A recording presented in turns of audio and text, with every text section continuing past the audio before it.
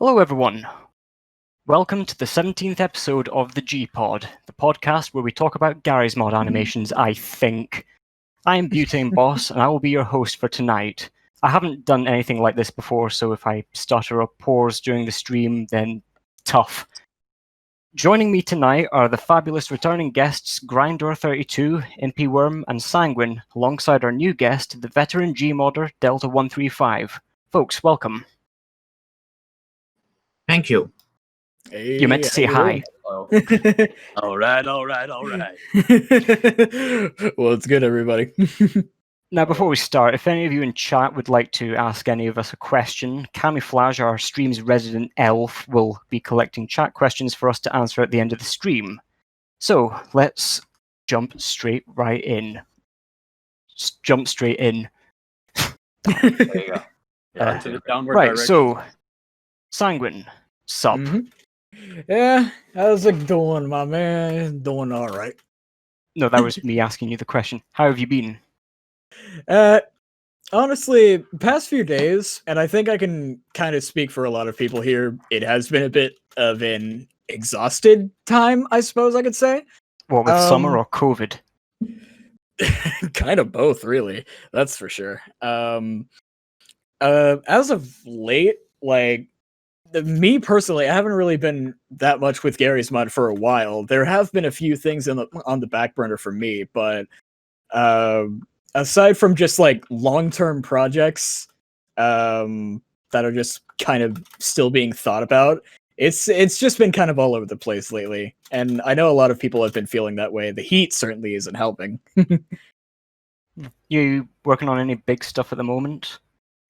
Currently I'm doing about two things. One in which it's a short animation centered around a magical witch, and another one that's kind of a Kickstarter to my channel's like main lore series.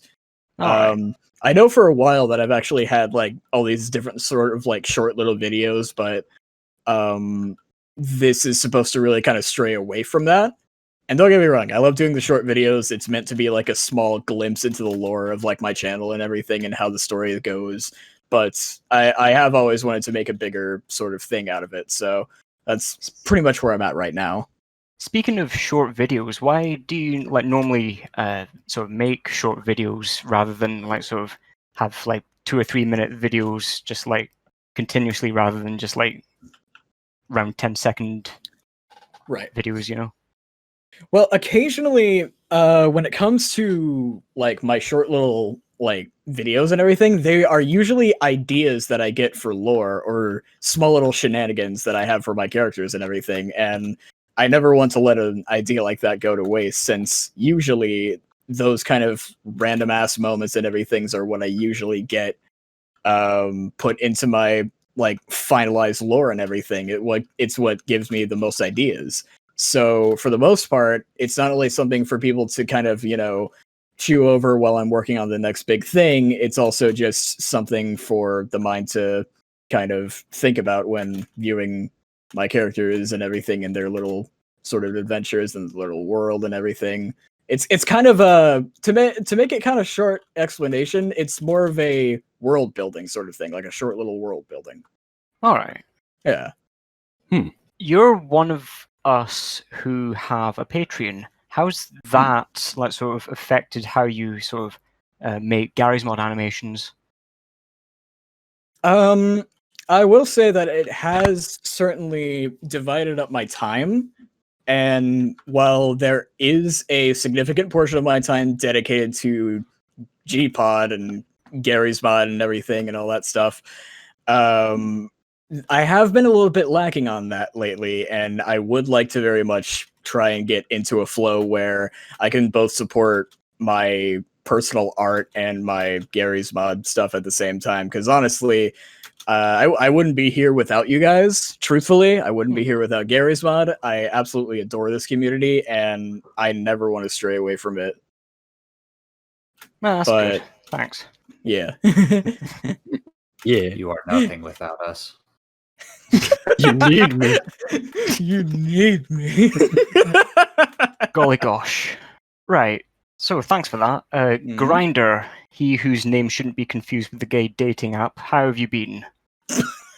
I'm pretty good, and you're not the first to make that joke. In fact, you will Touche. probably not be the last to.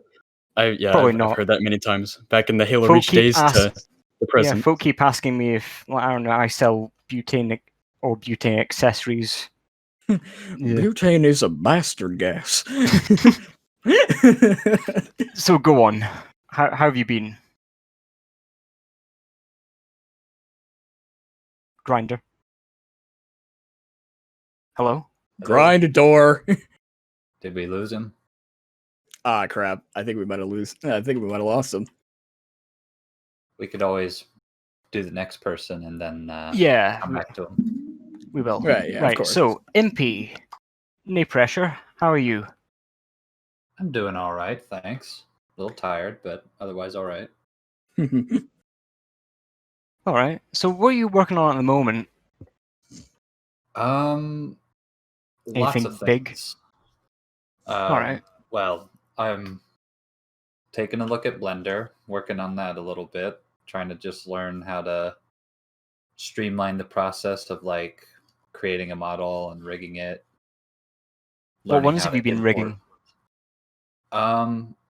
I've been working on one that's like totally built from the ground up. One of Alright. a Paper Mario character, like made in 3D and all that. And it's just I haven't ever actually created a mesh from scratch, so I'm trying that out. And then I'm also taking some models from older games that none of you have probably ever heard of and just putting them See, into when Blender you and say- then seeing if I can rig them. Sorry. See, if you say like Paper Mario, is it like a 2D like flat thing that you manipulate, or is it like a 3D model in the style of Paper Mario?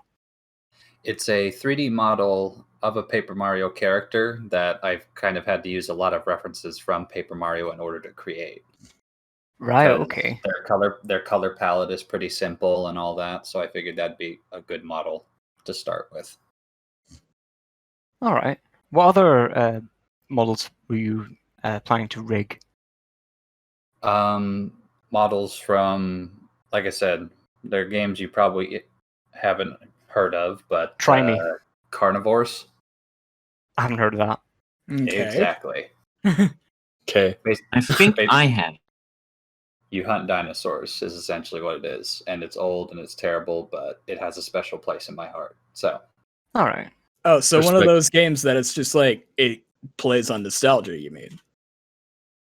yeah, I don't know. Kind of, sorta? I think it's just there wasn't any games where you could hunt dinosaurs, so that stood out to me. But anyway. Turok. Turok 1's okay. Turok 2 is but anyway. Moving on. Yeah. You asked about See with go ahead. sorry. See with like the Nintendo characters that you normally use. Is there like some kind of like appeal to like sort of using them in your videos? Not really above any other characters I use. I use a lot of Nintendo characters because those are the games I play a lot of. The same reason I use Team Fortress 2 characters, in addition to them being readily accessible in Gary's mod. But just stuff like that, and let's see what else. Yeah, just like I made a video based on, or rather used Lee Everett from The Walking Dead and Ellis from Left 4 Dead, just because those were games I played. That's That the main one's reason. your most viewed video, isn't it? Yes, it is. Like 3 million, I think. Oh, not there yet. I think it's closer to probably 2.5 mil. All right. Be really I nice. didn't know it if was that some of the- Well popular. done on that one. That's still a sizable amount. It'd Yeah. be really nice if more than 1% of the people that watch that video watch my other videos, but that's not for here nor now. All right. Thanks for that. Right, have Yeah. we got Grinder back? I think so. I think my reality is stable for now. Thank goodness. I hope that gay joke didn't scare you off. Sorry, sorry. No, I meant the grinder. I'll shut up. No. Right. How I have mean, you been? you were just talking, and then it was just, and I was like, okay, well, I'm glitching out. So how have you been? I have been swell, or at least as swell as one can be in these trying times. Yeah, I've just, been doing my own thing. How are you? I don't know if anyone's asked that already, but how are you? We'll get to me later, but it's you. Don't change the subject. So you not only made a new video called Proximity that we'll talk about later, but you also recently started a new Gmod series called Offworld, all caps, and you released a prologue of it a few months ago. For those who don't know about it, what can you tell us about this series? Offworld is essentially going to be my canon videos, so to speak, because most of the videos I post are either just like test skits, random junk, and comedy skits and all that stuff. But I think Offworld is going to be my first and primary focused story kind of series that I'm going to work on. All right. Directed around the kind of Metro Cop mascot character I have, the Combine. Yeah. Mr. Shades. So they're like sent Hey. off-world onto obviously another planet. So what are they going to be doing there? Well, the very basic plot is a Combine is transferred off-world into a place he doesn't understand, and his whole goal is to get back to where he came from, back to the Combine. And pretty much the story is just going to be all about the experiences along that journey. Isn't off-world assignments a punishment? Because that was a throwaway line that Breen made in Half-Life 2. It can be, but that will be developed on more as the story continues as to why he was thrown off-world. Righto. So if anyone wants to lend their voice to this series, you can check out the video and sort of follow links. I'm sure you have links in the description. There's going to be a lot of characters in Off-World as it goes on. A lot of characters will be made. A lot of characters will probably, get unmade, so to speak, in quotations. So basically what I'm going to do is every time a character is planned to be introduced, I will open a casting call club for the episode or just the character. And I do plan on making either announcements or links to the casting call clubs once episodes are released, if they're needed. So yeah, if you want to audition for a character and get a chance to be in the series, keep an eye out for that. Just be ready to die. Yeah. And It's a risk at all the top of your characters take. lungs, and then piss off the neighbors with your screaming. Hell yeah. I can What other relate. project? Sorry.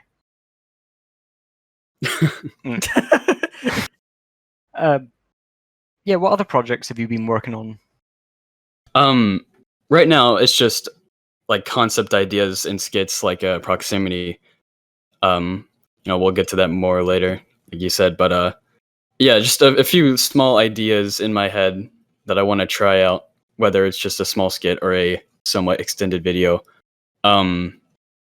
So as for Off-World, since it's more of just like a passion project and whatnot, I'm just gonna work on what I feel like working on and when. Like, I don't want to force myself to work on Off-World if I'm not gonna enjoy it. That's That's of fair. deal. Mm-hmm. Yeah, so Off-World, there may be times where it goes by slow and fast. So it's just, there's not going to be like an upload schedule or anything crazy like that. It's just going to go by whatever I work on it as. All right. Well, thanks for that. Looking forward to see how that develops. Hell yeah. Yeah. Thank you. Look forward to it as well. So moving on to Delta. Hello. Hello. How have you been? Very warm because we're also having a heat wave here. Where's here? Cool. Denmark. All right. So you're old blood, pretty much. You've Yeah, been I animating guess. for like close to a decade, and you've made like round about like 200 200 Garry's Mod videos, and it's really good to see folk who've been doing it for this long, still at it. So how have the years been for you? They've been fine, I guess. I've never really had any big trouble with YouTube. I mean, of course, there's been a few copyright strikes, but nothing major, so that's pretty lucky. And Alright. other than that, I've, for the most part, just been outside the main Garry's Mod community. It wasn't really until like last year I got like into the inner circles here on Discord and stuff like that. Alright. That's good. So, throughout your extensive Gmodding career, what's the video that you're most proud of, apart from TF2 Train Trouble 2? My favorite one to make was probably burgers. That was like the only time I felt like I was watching a Gmod video while I was animating it, which was really weird. I don't know how to explain it. Yeah. I don't know what that's like. It feels good to see it come together. Keep up animating, maybe you'll find out someday. Yeah. Yeah, that's fair enough. So as we will see in TF2 Train Trouble 2, it looks like you've opted to stick to the traditional Gmod animating, like fizz gunning and stop motion. So when other Gmodders have been using stop motion helper predominantly as of late, why do you stick to the traditional Gmod animating? It's because that was the style that was predominant when I started out, and it's kind of what I quote-unquote grew up with. Plus, every once in a while, the physics engine just takes complete control over what you're doing, and you never know what's going to happen. I can give you a small example. In Delta's Vacation, when the taxi drives into the hotel, my original plan was to just have it hit the wall and explode. But the physics engine was like, no, I'm going to send it up into the glass roof, have it smash through, explode, and then just put a tire down. And I'm like, okay, I'm keeping that. No complaints there. Welcome to Source. Yeah, that's happened to me a few times before. I get what you mean. Yeah. I kind of live for those moments, So what do you think is the appeal in like going traditional? I don't know. I mean, for me, it's just all the insane, unhuman, what do you call it, like motions you can produce by just attaching a few thrusters to a vector. It's a very uncertain sort of like way of doing things, like especially with the physics, as clearly explained. You never know what's gonna happen, so you can have this scene planned out to the detail, and the physics engine is just, no, we're gonna do it a completely different way and with a better result. Yeah, How do you deal with steal the show? How do you deal with multiple things? Like, if you want to animate like more than one person, how do you like sort of animate more than one person at the same time? That depends on how advanced the animation has to be. If I just need them to have them move or something, like the demo men from Train Trouble 2, I just weld them all to a prop and then just put the game in like slow motion and then speed it up in post-processing. If it's an advanced animation, I either use the cookie cutter to like merge two recordings together, or just animate it with stop motion helper. I did that a lot during a nostalgic Gmod video. Yeah, it's a thing you need to be really good at if you're gonna do it that way. And then there's also having to get the FOV right so that you can blend stop motion and recordings. I'm using an add-on that like locks the FOV in the camera too, so that's not really a problem for me. All right. Well, that's good. Thanks very much for your answers, folks. And I'm required to talk about myself for a bit. Yeah, I've been fine, thanks. Good to know. Taking a bit of a break slightly from Gmod because I've been working on the Deus Ex 20th anniversary Gmod collab lately. I have planned to make a massive kind of lore video called X Over, which was meant to be my channel's 10th anniversary celebration. But since I'm like way past that now, the X meaning 10 pun doesn't work anymore. It's meant to like sort of be a sequel to Magic Gay Infinite and the third JC and Paul philosophy video. I look forward to seeing that. It sounds cool. It Thanks. seems like a lot of people are getting into like lore type videos these days, and I honestly am really happy to see that. It's exciting. It's ambitious. Hell yeah! I quite And then like there's just, me. You do you do lore stuff? Not on purpose. All right. I mean, I would say that has a certain charm on its own. Yeah. So I yeah, was it's going- pretty much a crossover between the two. Sort of JC Denton, Paul Denton, and Elizabeth are like working together to stop an evil Elizabeth from like messing up stuff in the multiverse. But of course, there's more to it than that. So Multiverse stuff is always fun, I think. Oh Yeah. yeah. especially with Bioshock Infinite, crying out loud. Exactly. Yeah, there's no better way to mix the pot. Yeah, I've just been like modding Skyrim, making Doom maps as of late. Yeah, that's pretty much me. Very nice. Sweet. So that's the introductions over and done with. Let's move on to the video reviews. And first up, we have that aforementioned Proximity by Grindor. Hey, Yes. Yeah. You got up on the Somebody- screen. There we go. Somebody Let me just earlier was say- asking about horror Gmod, and now we'll be Hell able to yeah. answer that question. Yeah, let me just say first and foremost, honestly, I adore this kind of content and everything, like these kind of like found footage things. But more than that, like the number one thing that I liked about it was the kind of alive machine sort of feel of it, you know? Yeah. Because like machines coming to life and doing all this crazy stuff like that's paranormal and all that, like that is my drug, honestly. I absolutely adore it. And this just this scary hit me in a stuff, special right? place. I know, it's beautiful. Yeah, I sometimes enjoy it too. Yeah. Did you film this whole thing by like... Well, did you make the whole video by changing your resolution, or did you add the black bars in post?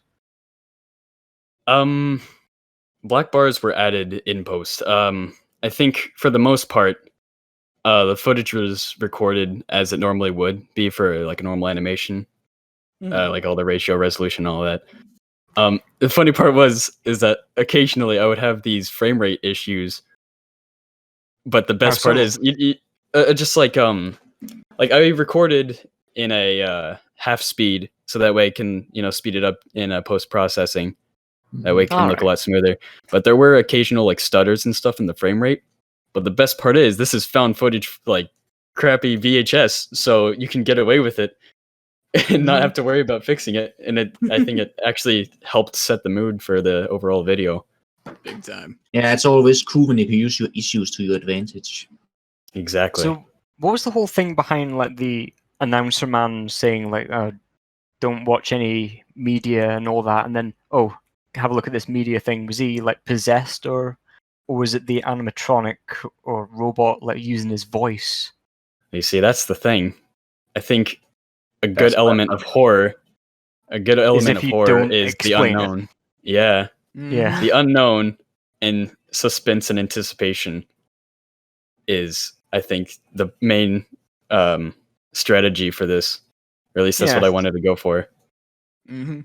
I particularly enjoyed your, like you were saying, setting up the mood and all that. I particularly enjoy the fact that there weren't really any jump scares. It was mostly just dread and anticipation of something happening. Exactly. Yeah, me There- too. There's one part where something jumps out, but It's like a build up from to it, that- like you see it coming. Yeah, you're expecting it. aside from that, it's all mostly just made to be unsettling and creepy. I really enjoyed that. This is by far the best Bionicle creepypasta I've ever seen. Yeah, I'm honored. You know, like Yeah, the it's- talk it's of funny. jump scares and skeletal robots. I mean, it feels a bit mean saying this, but it reminds you of Five Nights at Freddy's. But I completely expected that from my audience. Just like, from viewing because But you It- did it really well. Like you built up the atmosphere. You like didn't rely on jump scares, and I quite like the ending, especially like how the body just disappears and then the robot's just standing there like with the announcer man just like glitching out. It was yeah. good. Mm-hmm. Just it's funny because when working on a horror project, which this isn't my first time attempting horror, I did have like a kind of unfinished video way back in the day. But if you ever work on a horror video yourself, you will probably realize how difficult it is to avoid doing cheap jump scares because there's so many possibilities and so much like opportunity to work with it. Like in this video alone, you can see there's plenty of times a jump scare can happen. Mm-hmm. And it's Yeah. so hard to just be like, I gotta keep the suspense. I can't just do it. It was all the better for it. Exactly. And The it pays funny off. in the end. thing that kind of got me like right in the fucking heart for some reason is just like when I was watching this reminded me of a map from an old game called Tom Clancy's Rainbow Six Siege. I mean, not Siege. It's Tom Clancy's Rainbow Six 3, an old Xbox game, like way back in the day. And this like entire basement level where you just had to like hunt through all these fucking like hallways and everything. It was just, oh my god. Oh yeah, that's sort of like breaching scenario. Yeah, exactly. Like you don't know what the hell's gonna happen, and it's Exactly. just that added to it because that it had like it had that weird callback to like my childhood game and everything. Just going like, okay, I swear, I hope I don't die here. That's the thing though. Is I was thinking of a spooky situation to be in, and one of the first things that came to mind was imagine like breaching a cellar or like a corridor area, but you don't know what's in there, and if there is something in there, they probably have the positional advantage because they know where you're coming from, where you're going, and where you can be at like your most vulnerable. So I think just They know going their way into around. exactly, yeah. If just going into an area that you know something's inside, but you don't know where and what they're planning. It's Or always what it something is. spooky. Fear Yeah, the what it unknown. is. I really do like the camera movements. It does, Oh yeah, I just you used did the. pull off the first person stuff really well. How'd Thank you you. pull off the wobble as the camera moves around? How'd you do that? There is an add-on called Cinematic Camera, which is Okay. just your average camera, but there's a slight shaky effect to it, and you can adjust how much it shakes. Okay. Cool. I've It's actually a very used that handy mod. many times before in a few of my old videos. There's this one old video called The Hunt, which was supposed to be like the kind of lore video that I had before, but then I changed, my persona and everything. It's a weird sort of thing, but I've used the cinematic camera loads of times. Like you can change the shakiness and the FOV and everything. It's really useful. I remember The Hunt. It was a good video. Anyways, moving on to a similar video featuring folk like soldiers and all that spooky. Here we have Heavy Containment by Joe Akins. It's like weirdly sort of capitalized. I don't know how to say it, but forgive me if I'm saying it wrong. Oh, damn that opening. Yeah, I know. Very nice use Yeah, of particle effects. This I really like this it. is the fine definition of underrated. Yeah. Is that Gmod I or is wouldn't it a really- source filmmaker? I really Oh, can't that's tell. Gmod. Well, if it was Source Okay. Filmmaker, we wouldn't have it here.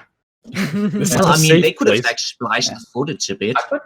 I wouldn't really consider this one a horror as much as the other one. Like, I think pretty much everybody knows the crying guy SCP, and they know it's coming. There isn't really any. This is an SCP video, by the way, just put that out there. You can tell by the structures. I think everybody knows, or is at least attempted that SCP. Well, game. Proximity wasn't an SCP video. Or no. This one. I mean. Sorry, I got the two mixed up. There. Yeah, it's fine. Right after I Scorpion said is saying not it's all that SCP-096. It's one of the old ones. Yeah. I wish folk would like make sort of SCP videos about SCP-2030, where Yeah. like eldritch stuff happens, and then Laffy McLafferson comes out and then points to all the hidden cameras, and everyone just laughs. I want to see that. There's a lot of SCPs that I think really need more attention. But going back to the animation, though, like, how does he do that? Well, what Sort I of appreciate, the especially, wobbles. I appreciate is the lack of still animation in the Yeah. tweening. Like a lot of Gary's mod, the more cartoony stuff, it's That just lighting. animate and then a pause and then more animation, then a pause. There's none of that here. It's all constantly moving. And this is You like, well, sitting still. while I'm slowly getting to that point of like constant movement, at least somewhat, I know that for some people it's actually kind of like a stylized sort of thing, which that's totally fine if it is. But Yeah. this is the kind of smoothness and like amazing movement that I want to pull off one day. Like this is what I aspire to do, and it's beautiful that it's possible, especially in a game like Gary's mod. Yeah, that's the same reason I'm trying it. Yeah. Yeah, just the lighting, the animation, the like suspense, like scene building, and all that. It's all there, and I can't love this animation enough for what it is. I like that shot where the troops were like moving towards the camera and they had the sort of fire glow on their fronts. Yeah, that lighting. The There's lighting, the Damn. camera shake. That's the good. lighting is really good, except the part where everybody's dead and the guy is sitting there with his head ducked, and then he kind of starts looking up. I think that part is just a little too dark, but aside from that, the lighting's great. Mhm. Like really, really, really good. Yeah, they could have put like a spotlight over the monster. Like a really dim just to, one, like, so maybe- it doesn't take away Yeah. from the rest of the Yeah, just to, ambience. like emphasis it a bit, For me, it's just as long as he had just some kind of light as the guy's lifting his head up, just so you can kind of make out his outline. But it's just a little too dark in that one part to see. But other than that, like the opening you see here and all that, well done. Isn't keeping the monster in the dark, like kind of the thing, really? Well, this It can SCP works by having kill you if you look at it, right? So maybe you wouldn't want to do that here. I think don't know. with this monster, it's literally just you can see its face, even if you can barely make it out. Like I think one of the things was somebody took a picture on a mountain hike or something, and like 3 pixels in the background were it in the background, and one of the pixels was its face, and then it did the thing. So I'm not sure the lighting would make a difference. Okay, I'm not an expert on any of the SCP, so I don't know. I haven't I read this used to one be an anyway. expert on the classics, but not so much anymore. Basically, if you see anything of its face, no matter how, like, just in any case, if you can see its face, you're gonna die. Yeah. That's the plain and Why- simple point of it. Like in Proximity, there's that kind of sort of wobbly camera movements. I'm sure it's cinematic camera as well. Maybe. I mean, I think this one might have been done manually, just like holding a normal camera and just moving the mouse around slightly. Because Alright. the cinematic camera has a lot more natural look to it, and it kind of tilts the screen even ever so slightly.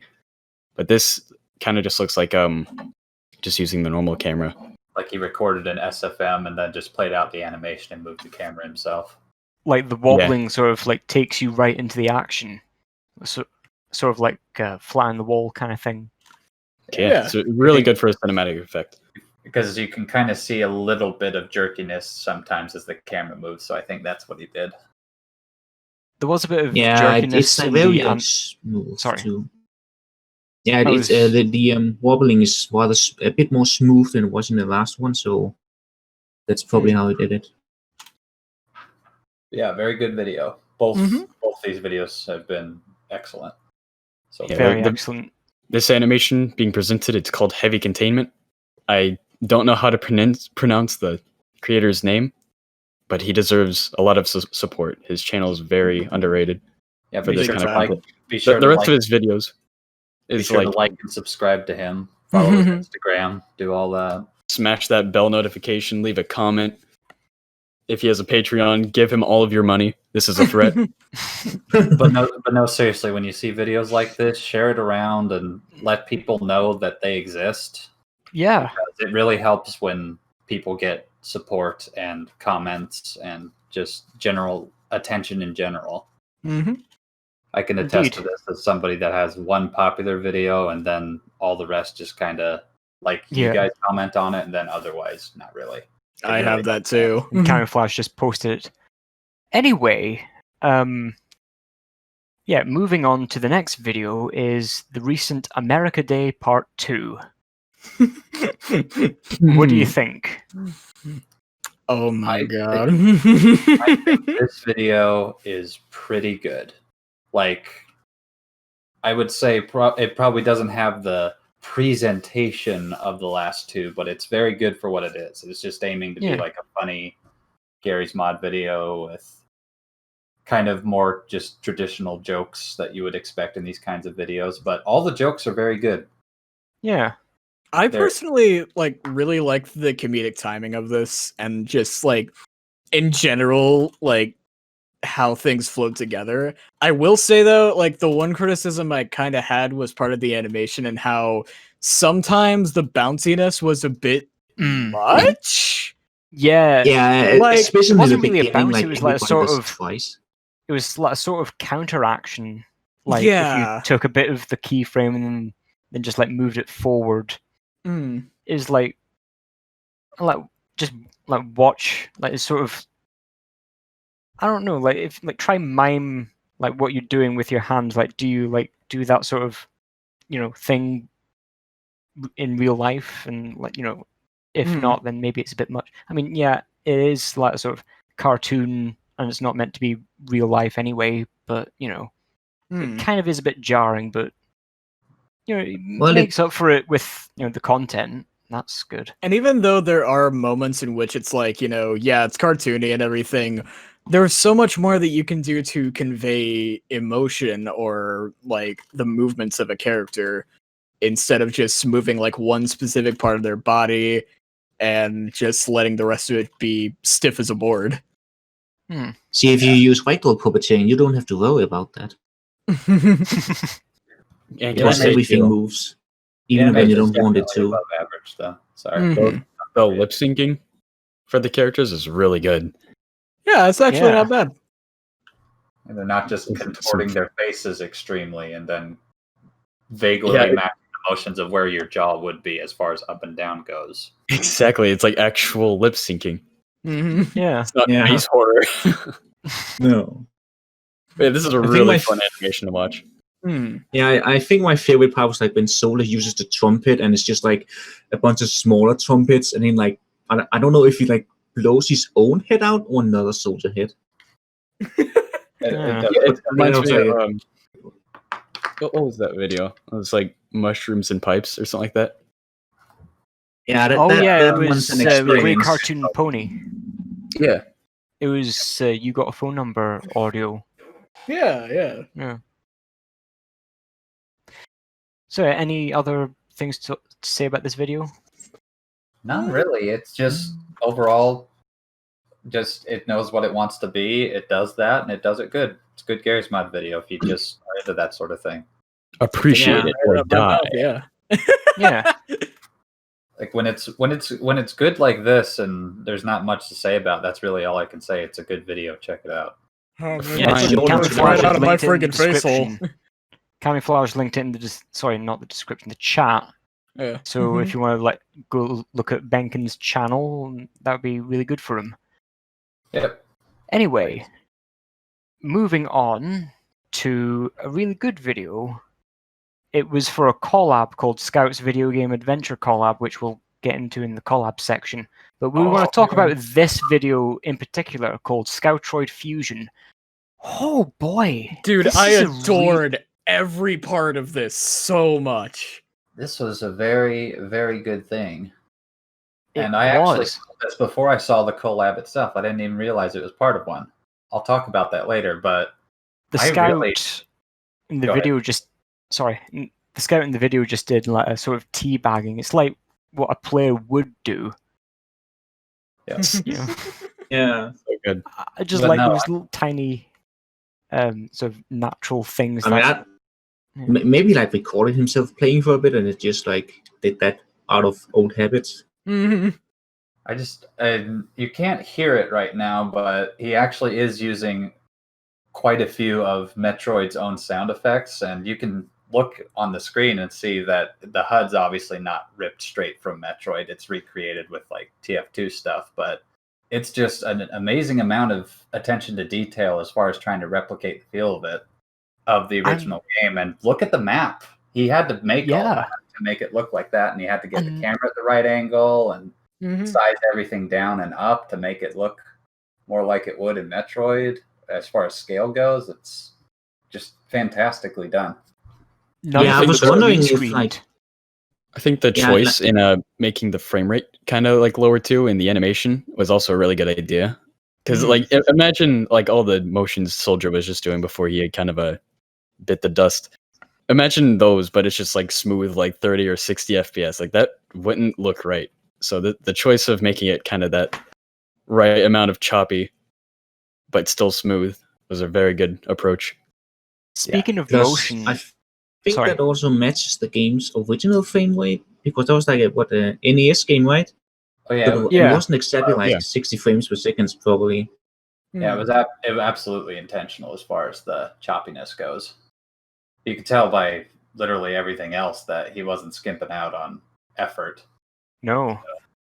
I am very much assuming that the choppy animation is intentional.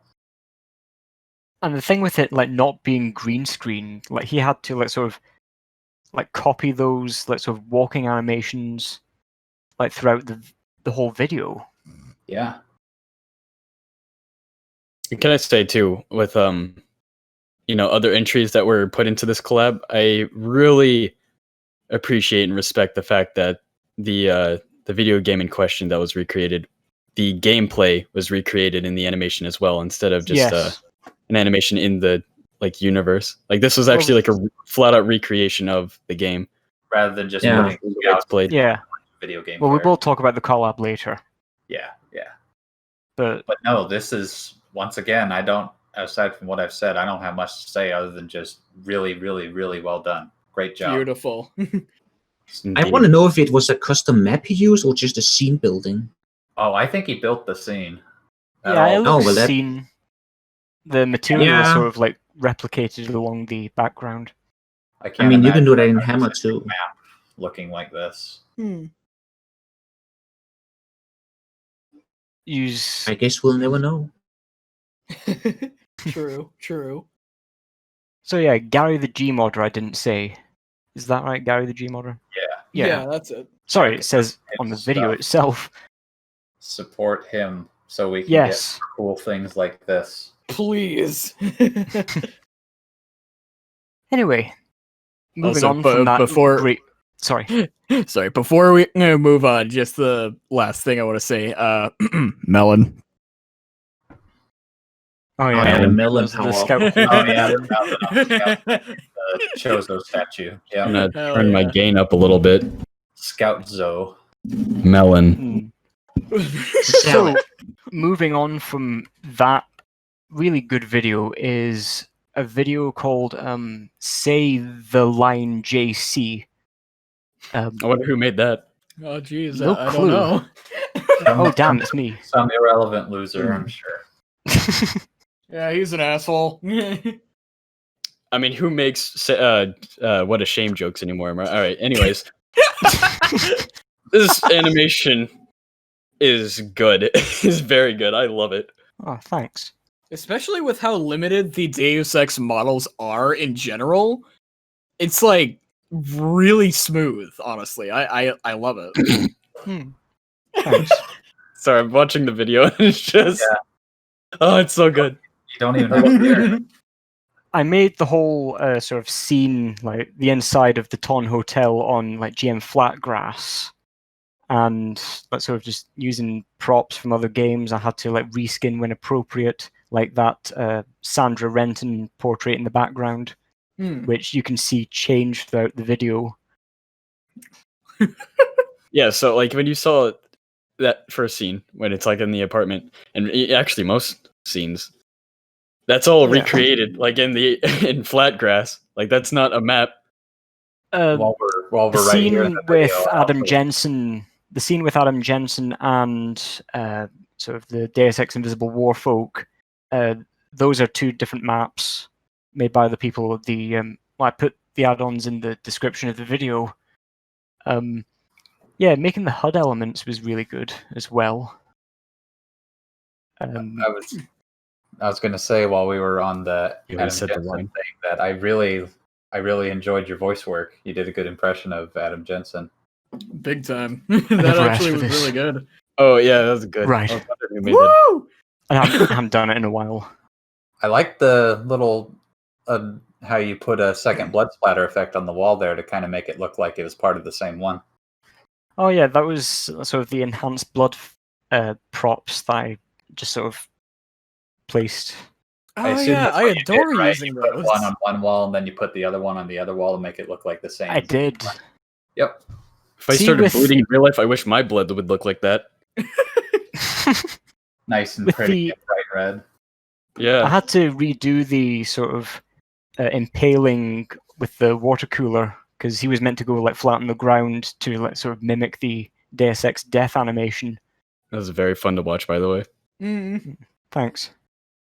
And oh boy, the reskinning that I had to do for the characters. Like there was Adam Jensen, and then there was the characters from Deus Ex: The Fall, and then there was the Invisible War characters, and yeah, I just had to like throw in a Ranma 1/2 reference to legitimize both male and female Alex D's.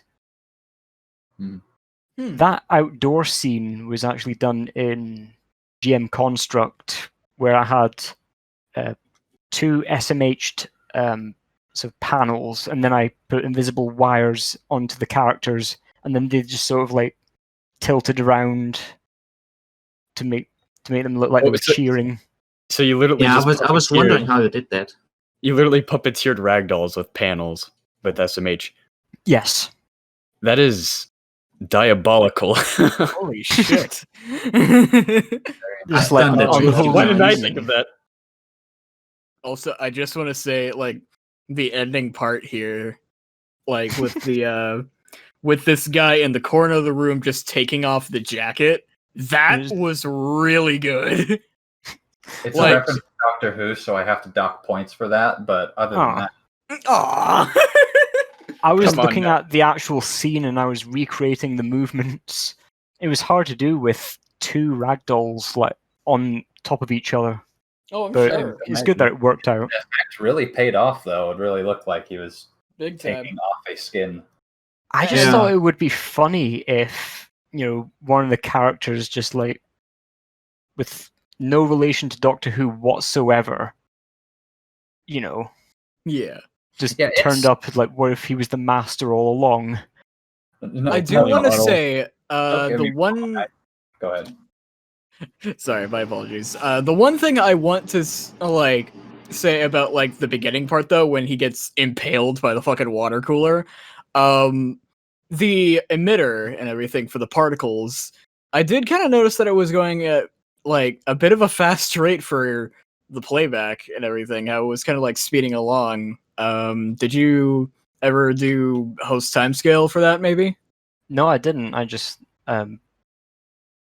I really didn't do that. It was just Or- normal speed.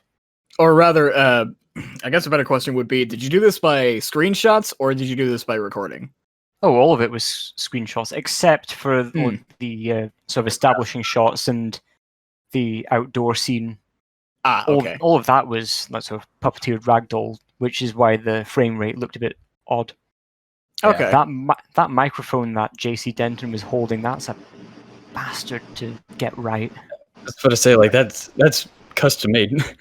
Oh my god. Yo, wait, Yeah. yo, wait, All that. hold on. One last thing. Yeah.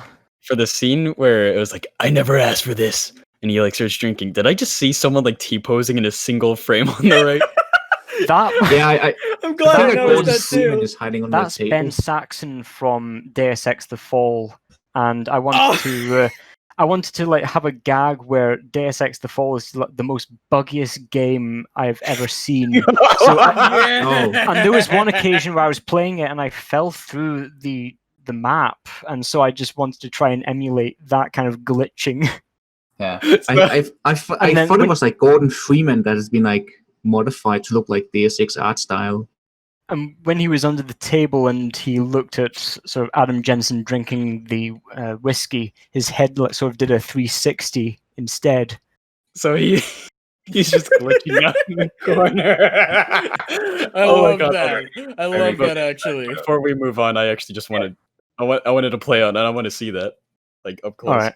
Yeah. So while we're waiting for that, though, I wanted to say that I really, just like the last one, I don't have much to say because it's just a really excellent video overall, and Thanks I could very compliment much. everything, but I especially want to give credence to the fact that I liked all the jokes and thought they were funny, despite the fact that I know almost next to nothing about Deus Ex. So I think you did a good job in that regard. There's probably more jokes that I missed, just like the T-posing one that was mentioned there.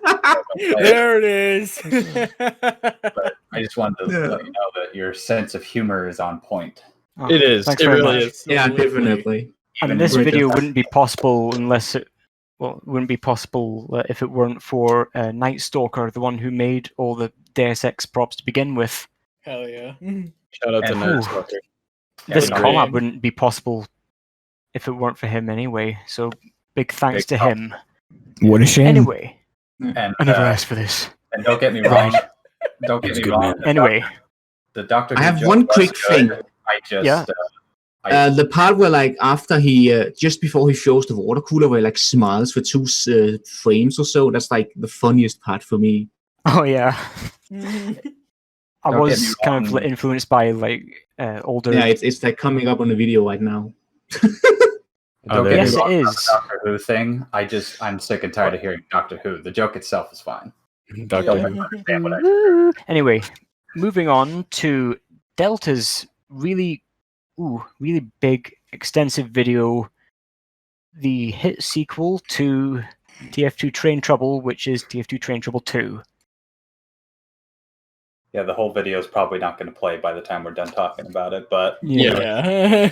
Hopefully This is a not. beastie. It's quite the big one. Oh yeah.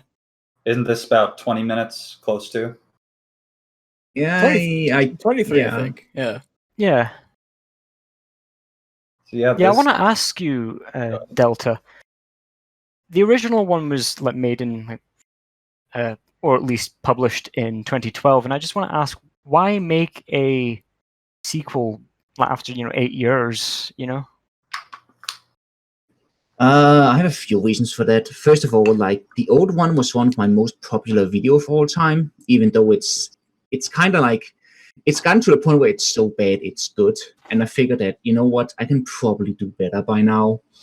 And the second reason is that these types of random events, Gmod animations, they don't really happen that much anymore. And they were kind of the reason why I decided to do Barry's modding in the first place. So I guess it's kind of a tribute to the old school way of Yeah. animating. Yeah. Hey, that's I saw good. a lot of I like I that. saw a Yeah. lot of comments on this video comparing it to TF2 Air, and it does have a similar kind of. Yeah, that was like yeah. my main inspiration. Not accusing People you might of actually taking off subscribe to me anything, after but- this one. Oh. Yeah, I could actually see the inspiration from that. I really enjoyed the sort of style that you go for in these sort of videos. Like, it goes back to the classic style, as you said before, and I honestly adore that. Just seeing that still to this day is being used. Thank I you. enjoy I the feel like animation here. I would say is probably better than TF2 Air, as a matter of fact. I'd say TF2 Train Trouble 2 was more sort of relatable than Air because, most people have probably been on a train more than they have on a plane. Not to Also, mention, it's not every day that you see a Mario on a plane snorting cocaine and then shoving blood of a fucking knuckles into somebody's ass, proceeding to lightheaded. make it so- I mean, it's just that you. Hey, dude. It's just that you put in sort of relatable moments. Like the one part that's coming up that got a good chuckle out of me was when folk are like having a war to get in and off the train. Like I've had moments with like, crammed rush hour. Ugh. Yeah, me too. I It used felt to like train it for a was a few years to war. get- All the jokes have a reason for happening. Like it's not just random BS happening. Like somebody in TF2 Air just shooting someone in the head on a plane because Yeah. in here, there's always a reason. Like even when the characters at the beginning are getting hit by a car, you hear on the intercom, "Do not do this." So it's an exaggerated reaction on the security's part, but it all has a reason for happening. The If that best makes kind of sense. reaction. Same for the medic dragging people behind the train, as you'll see later on. They violate Yeah. the rules, so he punishes them. It's not just he throws them back there because. Honestly, good my folk on- favorite thing Sorry. from this whole part was just like the war that insinuated just the entire fight. I was rolling on the floor just listening to it. It was so good. That was Like actually the first scene that I scripted for, and I scripted completely with camera angles in the script and like Yeah. what each actor would be doing at each shot. And Got I the did demo that night. like 2 months before I actually started like filming any of it. I'm not gonna lie, that just kind of reminded me of like the random times when you're like dicking around while making the thing. Like it's like you just decide to take a small break, so you go to like a weird section of the map where you just spawn a bunch of NPCs and just watch them duke it out. Yeah. Now I thought I went overboard with like the behind the scenes, but you actually had to make the damn maps and do the models and all that, and you actually had to like sort of make a behind the scenes video like explaining all of the difficulties that you went through. Yeah. God, that was amazing. That There's even some Half-Life 1 Barney shooting.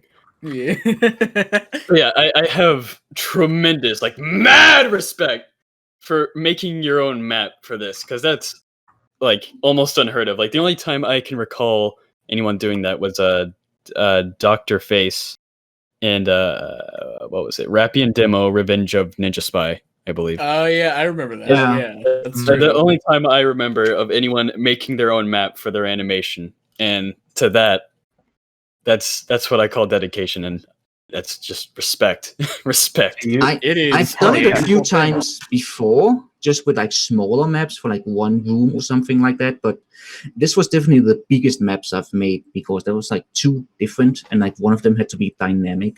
So that was quite the challenge. Hmm. To What was the subject most yourself to the horrors of Hammer, you have to be a very mad Hammer lad. horror, Hammer horror. Sorry, Kate Well, Bush I actually reference. have some. What I actually have was some. the most? Yeah. Sorry, Your what was the question most first. difficult? What was the most difficult thing that you had to sort of do for this? That would be getting the backgrounds in the train to work correctly. Because I went through like I can't remember 3 or 4 methods, and none of them worked the way I wanted it to. So I kind of had to like just by accident invent a logic system in Hammer that would like pull random props from a pool and put them in the background. But that ended up being a bit too much, so I had to like just use basically one giant line of models, pound it to like a funk train, and then just set it on its way besides the actual train. Hmm. And you also get high praises for using that picture of Heavy's face on the Heavy blog. I love that face. I can't Oh miss yeah. it. Yeah. That was actually Jack 5's idea. We worked together with the Engineers Escape Adventures Collabs, which we'll be talking about later. Yeah. Yeah. No, you did a very good job. Like a lot of these videos that try to be like the older stuff, like TF2 Air or some of Kitty's older videos, I usually just kind of roll my eyes and go, yeah, another one of those. But this one actually entertained me, so I want to give you Yeah. props for that. It seemed Thanks. more genuine. It seemed much more genuine than the other ones, just trying to do more of the same. Like this is in the same style, but it's different stuff. If that makes any sense. Yeah, Yeah. I always try to make videos I want to watch myself. Yeah. Mm. Yeah, that's a good mindset to have, I think. Yeah, I like that. Because there's always got to be a good amount of people that prefer this style of animation rather than SMH and all that stuff. So this is like a love letter to them in a way. Just There was some a things never video. change in a good way. There was like a video game reviewer, I can't remember who it was, that said that there is a difference between something that is outdated and something that's old school. And, outdated is like something that you don't want to revisit, but, old school is something that you really do like revisiting. And I think this kind Rest of in peace, style baby. is. Sorry? The goldfish died. Oh, right. Beacon Junior, no. Oh, Flash's idea. This video really shows that this kind of traditional Gmod animation is not outdated or archaic. It's still alive and well, and as long as you do it right, then it's really good entertaining. If that makes sense. Yeah. And it's not just the animation, just the overall sense of humor. Like, I know we already talked about this, but the sense of humor is divine. Like, I can probably call this a day just by watching the skits with the engineers. Like, it's great. It's so entertaining. You had a lot of good ideas for this one. Definitely. Oh, I have a lot of ideas that actually was never used, so Oh. might be saving them for the future. Save it for TF2 Train Troubles 3. 2.5. You should release that 8 years later. Yeah. No, you should. You had a few you had a behind the scenes video where you talked about like all the scenes that you wanted to, but you scrapped because of like various different reasons, like timing, or it didn't fit with the flow, or there was like one scene where Obi-Wan just comes out for no reason and then just flails around. Hello there. I mean, You should. That scene did make it in. You should make TF2 Train Troubles 2.9. And then after that, you can upload TF2 Train Troubles 3, which is the exact same video but with an extra added scene. Well, if you release it 8 years later, then Gary's Mod 2 just might that'll be put it on like a paywall or something like that, so it's like a DLC. Oh my god! It's like the video just cuts off, it just blurs, and it's some guy in a suit just comes in and focuses. I'm gonna stop you right there. Yeah. This video really is so relatable because I was like back and forth on trains from uni, and there were a lot of folk on the train who are just like so annoying, and that sort of medic sort of hanging the characters from the back of the train that made me chuckle, because there were a few folk on the train that I wanted to hang from the back of the bloody train. Oh, that's how it is on all public transport, honestly. Like, there's always going to be some annoying asshole on the train or on the plane, bus, whatever.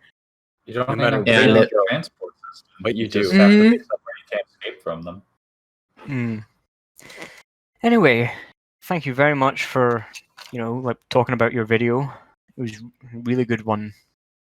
No We problem. use more videos like this if we're going to have more traditional Gary's Mod videos. Yeah. So, moving away from the video reviews, finally, we're now going to be talking about the collabs. Probably not as long as the video reviews, but they're just brief discussions. So, what did you think about Scout's video game adventure collab? It was very long. Maybe a bit too long. I would use the term exhausting and mostly lackluster. There were Like, some good moments in there, like the entry that we were talking about before. However, very exhausting. My biggest problems come down to being too long. I would say a lot of the entries were less than usual up to snuff, and some of them I would say are just outright bad. And then there's also something. There's something to be said about some of these collabs and like the rules that have to be set up, like the Soldier's Dispenser collab. If you remember, the rules for that were very simple because Raxo's style. He's very random and just things happen. He set up the rules of there has to be a soldier. He has to get a sniper. Those are the rules. And those are two. And with that, you had a more Scouts video game event called just Scout shows up to video game world and gets something. And it just left so much room for things to... Oh, am I breaking up? Yeah, you are. No, Yeah, just a little bit. It's occasional. Okay. Yeah, we got what you said. Yeah. But yeah, it's just there's too much room for interpretation where some people are taking it totally seriously and then others are just doing random stuff, and then some are putting in a lot of effort to replicate the game, and then some of them it's just Scout meets video game character and that's it. Yeah. There's not enough definition to it. But if you really think about it, like, there are some people that are just kind of like, hey, like, this is kind of like an oversaturated thing, collabs are just like getting a little bit weird and like shit. It's like, if you ask me, it's just, I get it that TF2 is a very like, it's a ready resource on Gary's mod, but the thing is, I see too often people are just like, oh yeah, this person meets this person. It's like there's really nothing to it. Yeah, I mean, you can do that in Gmod anyway. Exactly. I mean, there's really no originality, no real heart to it, and you could do so much more. Like, for instance, that whole sort of like Metroid thing that we saw before and everything, right? That one little collab entry where it was an actual like recreation of an old sort of like Metroid type game and everything, like platforming. It had like the background all made. Everything was like to scale, the boss and everything. Look, that actually takes heart. That takes dedication, but it takes nothing to just get a model of a character and say, oh yeah, Scout's next to this person. Here you go. Yeah. Yeah, I feel like as kind of previously mentioned, this collab, it was a pretty good idea, I think. Like, it wasn't a bad idea. It's just it's very dependent on who participates, whether it's good or not. Mm-hmm. So there you get a really mixed bag between people that had a lackluster performance and another fair share of people that really stole the show. And with a video this long, it's kind of I guess bothersome to just kind of watch through it and try to bear through a fair amount of bad ones to get to a short amount of good ones. Yeah. That's a good observation.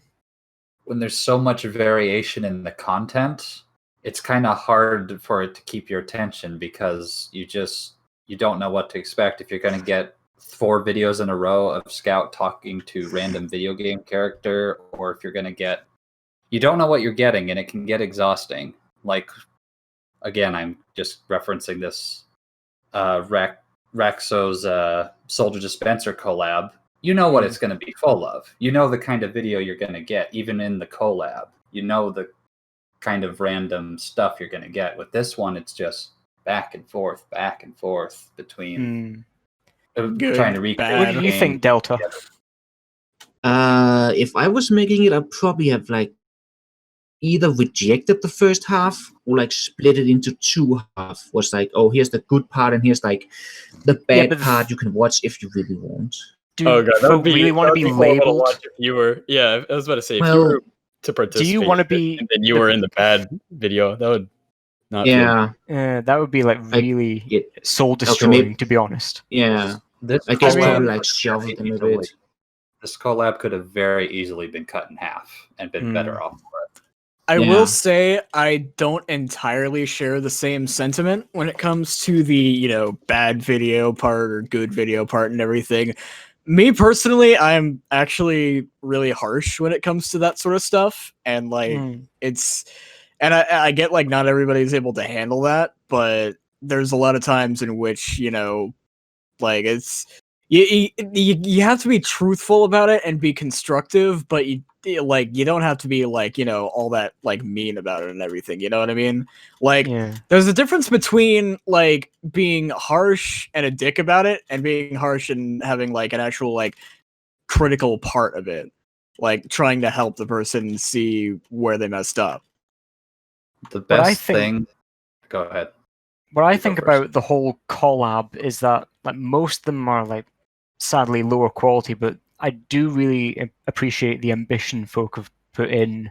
And like, at first, it's not quite obvious what the games are until you have a look at the credits to see what games were. Sorry, what collab entries were imitating what game. And of course, some of them go on longer than they need to be, and some of them just drift off into a tangent, like that Smash Brothers one that somehow like sort of had some flashback to like some Mario 64 TF2 kind of thing. And then the Spider-Man one just like turned into a sort of love drama with Fem Scout. Yeah, that was That- weird. It was odd. And then you have like Amy Rose Inflation. Ugh. Yeah, Yeah. no, Well, I please think no. I think the intention there was to be disgusting, so I'll Mm. give him that one. Because Scout goes, ugh. But to this credit, you know, this deserves views. It was like sitting around like 1,000 views. Yeah, I think. All I'm gonna go ahead. Go ahead. I'll say my No, thought at the very end. No, my thought is just going to be like a side note on the very end. So go. All right, but yeah, I think just all in all, this thing wasn't perfect, but it was. Oh crap! What is English? Am I right?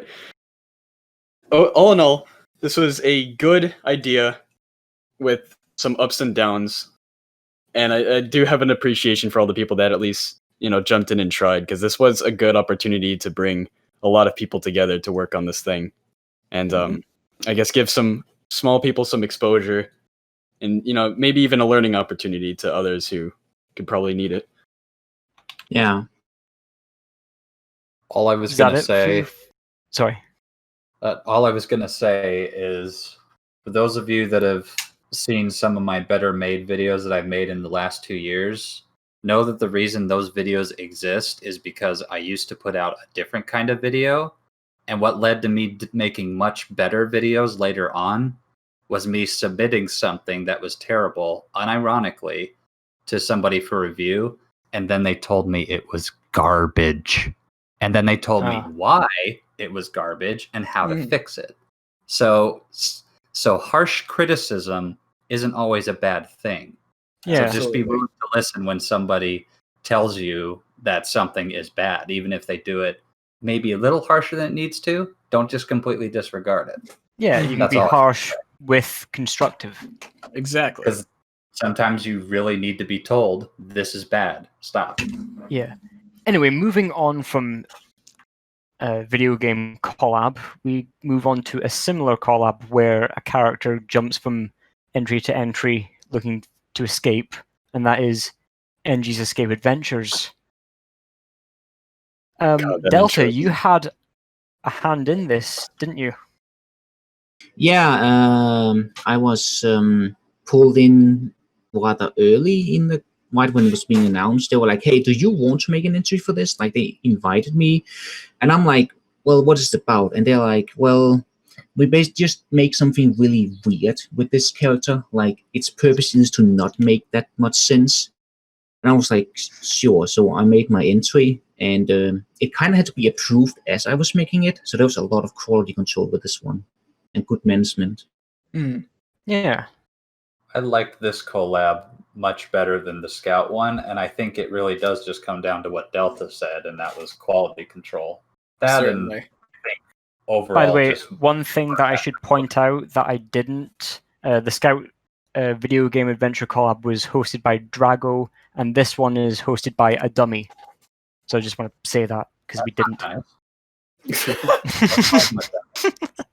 Wait, I like this one because there's a sense of story to it. I think Yeah. And, I'm not saying Yeah, story it makes is. the animation, but I think it's always nice to have something to follow and to kind of go through with the characters in these sort of situations. And collab really opens a lot of opportunities and a bunch of wacky adventures for the audience and the character.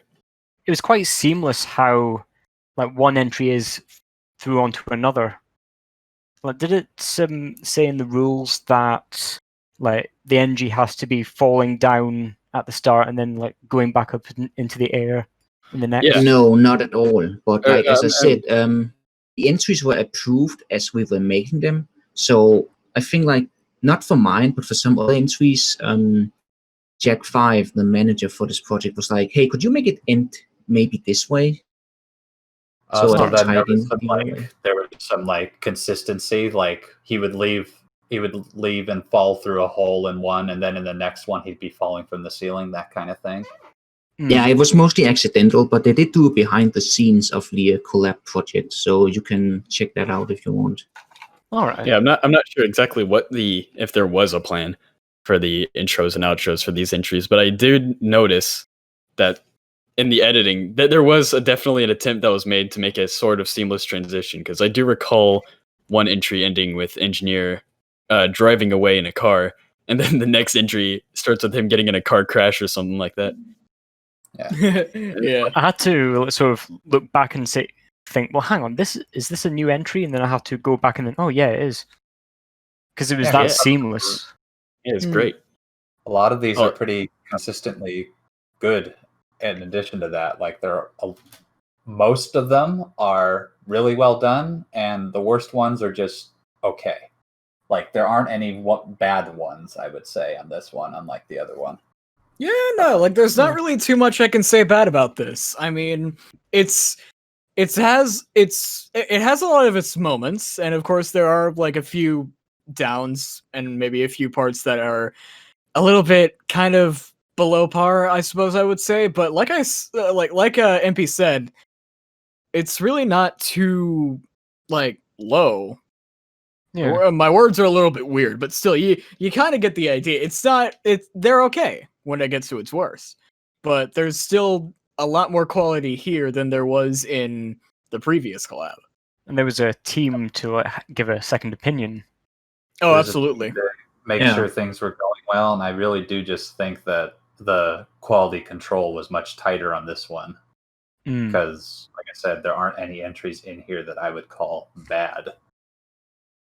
A good thing that would be like to just keep in mind for whenever making a collab is absolutely quality control, because I mean, for a lot of things you would need quality control for a collab like this, especially if it's like, that seamless, or the creator wants to make it that seamless. Like how Delta was made to like kind of change something at the end so it can flow properly with other entries and stuff. Like that sort of attention to detail is what more collabs need, rather than just, oh yeah, here's this next one. Because a lot of times that can just kind of it can kind of ruin the flow of the video if you really think about it sometimes. Like, Yeah. depending on the quality change as well. Hold on, I'm gonna get some water real quick. I'll be right back. Yeah, no worries. Right. Okay. I was about to say I'm gonna turn on my light, but I'll sort of wait until Grinder gets back. Well, if Grinder's going to go real quick, I will also go very quick and be right back. No, you stay right here. How dare you You can't leave? make me. So, is there anything else you want to say about this collab? It was actually pretty fun to work together with Dummy and Jack 5 on it, so they're good people. Yeah. So, if that's what is to be said about NG's Escape Adventure, we shall move on to the final collab to talk about. I think it's called the Deus Ex 20th Anniversary Gmod collab. I think. What did you think of it? Very good, actually. Not gonna lie. I thought it was pretty well executed. Yeah, there weren't any like really low quality entries here. Yeah, Yeah. I mean, it really was handled quite well. The quality control was nice, and I saw that there was a lot of heart put into many of the entries, including yours, of course. Thanks. The thing about the quality control is that the problem with the other ones is that they had to go through numerous entries. I had to try and find, ones. I mean, those were pretty much almost all that I had, pretty much. But with a few sort of entries that I had to disregard. Well, But classic Deus Ex is more of a kind of a niche thing nowadays, isn't it, compared to like TF2 and things like that?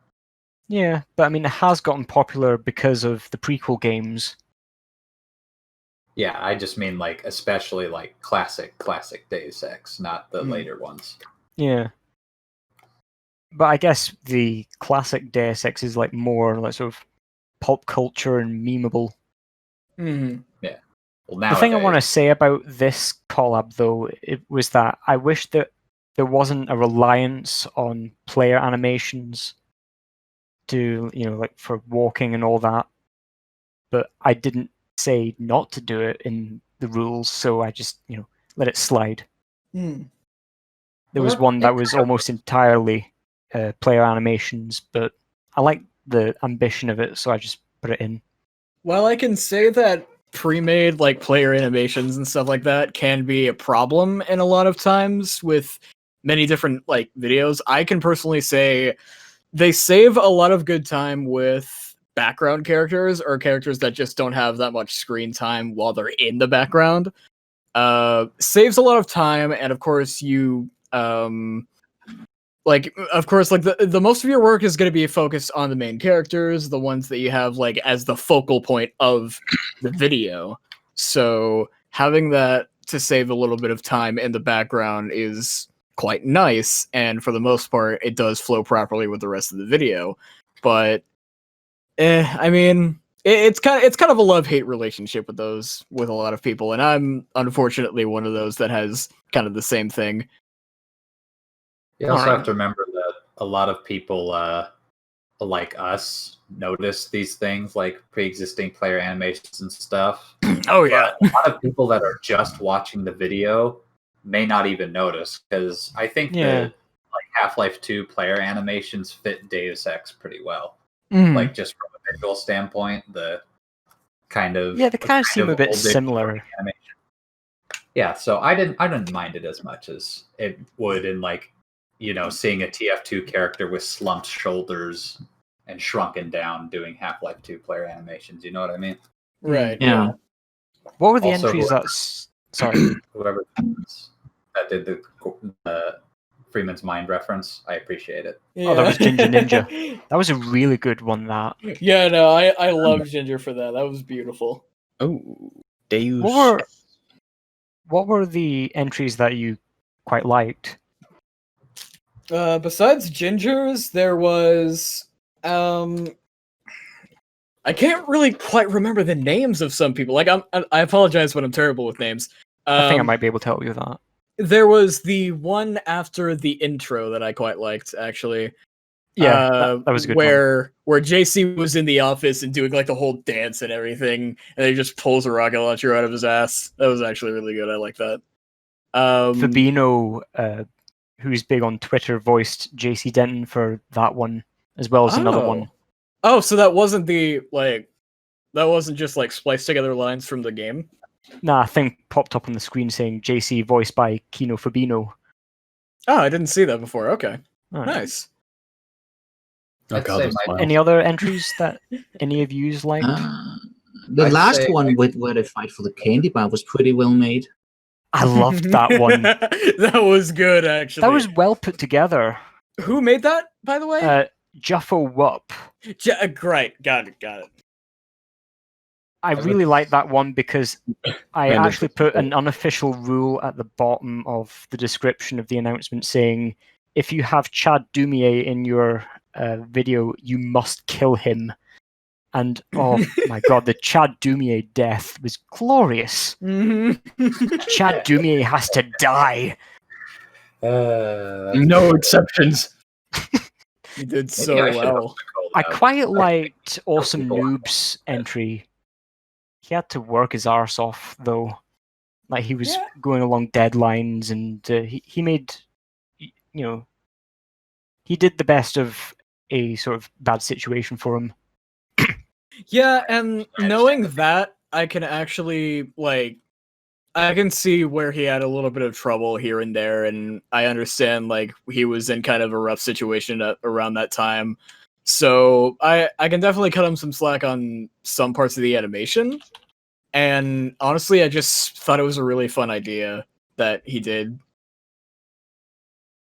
Yeah. A quality that I think all entries share are the faces. Oh, yeah. Yeah. Yeah. Either of Everyone- them primarily everyone- use Night Stalker's models or the models that Ninja Nub made. It was the ones with the Half-Life 2 hands. Mm. The mismatched eyes. Like the one eye is higher than the other one. Oh, yeah. Yeah, just about everybody on this collab made full use of the ragdolls they were made available. So big props to everybody on that. Forgot about Yeah. this scene. Oh, it's Oh, I that bit in love that. Shadept's entry with Jaime. Mhm. Oh my god. Oh, is- that I was also like the constant usage of the player death scream. Yeah, that was. I'll admit that was overused. The No, male's I like that. male I death. like. Yeah. Remember what I was saying about lack of consistency from earlier things? That was consistency. Yeah, because all Everybody the screams when they males had that scream as a death. But no, So yeah, was there- I mean, it's a good sound to use. It's perfect for everything, One inside thing, or outside of Deus Ex. one thing that I liked about the collab, like doing, sorry, was the end.